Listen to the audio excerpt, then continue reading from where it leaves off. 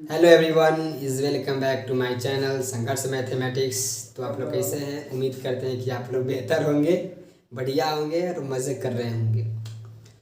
So friends, video start करने से पहले एक छोटा सा शायरी आप लोगों को सुनाना चाहता हूँ कि ये जो तुम कंबल में सो रहे हो, ये जो तुम कंबल में सो रहे हो, यकीन मानो कि बहुत कुछ खो रहे हो। ये जो तुम कंबल में आज सो रहे हो लिपट लिपट कर, यकीन मानो कि बहुत कुछ खो रहे हो। अरे यही वह समय है, यही वह समय है कुछ करने का, कुछ दुनिया को कर दिखाने का। तो निकल आओ कंबल के बाहर, फिर उतार कर फेंक दो कंबल को और बढ़ो अपने लक्ष्य की तरफ, बढ़ो अपने लक्ष्य की तरफ। So friend, without time waste किए हुए बढ़ते हैं अपने टॉपिक की तरफ।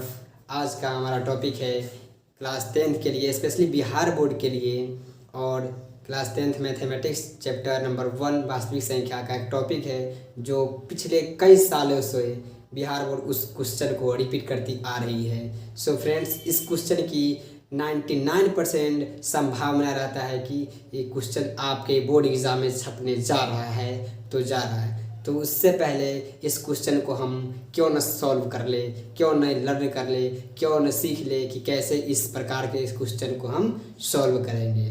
सो फ्रेंड्स, आज का हमारा क्वेश्चन है कि सिद्ध करे कि √2 क्या एक अपरिमेय संख्या है। सिद्ध करे कि √2 एक अपरिमेय संख्या है।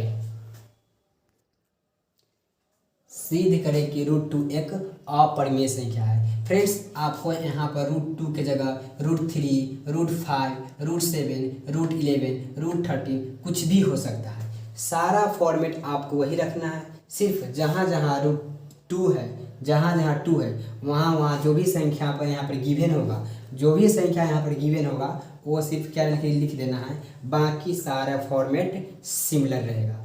क्लियर है? क्लियर है। तो फ्रेंड्स, यहाँ पे प्रूव करना है कि √2 एक अपरिमेय संख्या है।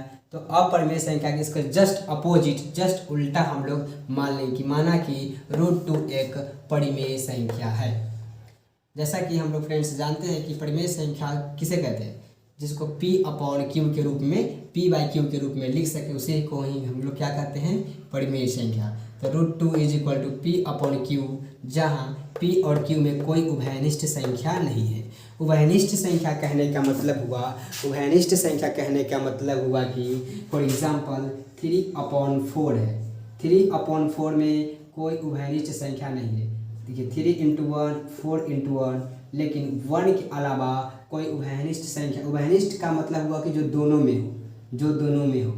सो फ्रेंड्स, यहाँ पे P और Q में 1 के अलावा कोई अदर उभयनिष्ठ संख्या है नहीं है। सो फ्रेंड्स, बढ़ते अपने आगे। जैसे यहाँ पर Q क्या है, डिवाइड में है, Q क्या है, डिवाइड में, तो इधर आगे क्या हो जाएगा, गुना में हो जाएगा। तो √2Q = P, √2Q = P।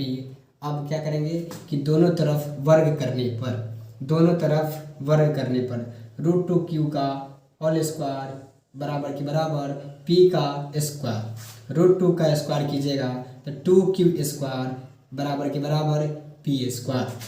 2 यहाँ पर गुना में है तो इधर जाकर क्या हो जाएगा, डिवाइड में, Q² = P²/2। इसको इक्वेशन नंबर फर्स्ट मान लेते हैं। यहाँ पे फ्रेंड्स 2 P² को विभाजित करता है, 2 P² को विभाजित करता है तो 2 P को भी विभाजित करेगा। इसका कहने का मतलब है कि 2 अगर 4² को विभाजित करता है तो 2 4 को भी विभाजित करेगा। सपोज कितना आ रहा है, 4 का स्क्वायर 16/2, 8 आएगा, यहाँ पे आप कैंसिल कीजिएगा ना 2 आएगा। इसके कहने का मतलब वही है कि 2 P² को विभाजित करता है तो 2 P को भी विभाजित करेगा, अर्थात P का एक गुणनखंड 2 है, क्योंकि 2 क्या कर रहा है, P² को विभाजित कर रहा है, तो जो 2 होगा किसका गुणनखंड होगा, P का होगा। तो जो 2 है P को, सपोज 2 है जो P को m बार में क्या कर रहा है, विभाजित कर रहा है, तो इसको इक्वेशन नंबर सेकेंड मान लेते हैं। और इक्वेशन नंबर सेकेंड को इक्वेशन नंबर फर्स्ट में रखने पर जो रिजल्ट क्या आता है देखते हैं। जैसे Q² बराबर P²/2 है, तो Q² बराबर P के जगह पर 2m, तो 2m यहाँ पर स्क्वायर था तो स्क्वायर लगा देंगे /2। Q² बराबर के बराबर 2m का होल स्क्वायर कीजिएगा तो 4m स्क्वायर, नीचे में 2 है, 2 से आप कैंसिल कीजिएगा तो 2, यानी कि Q square is equal to 2m square. यहाँ पे 2 क्या है, गुना में है, तो इधर आके क्या हो जाएगा, डिवाइड में। सिमिलरली जिस प्रकार यहाँ पर 2p स्क्वायर को विभाजित करता है तो 2p को भी विभाजित करेगा।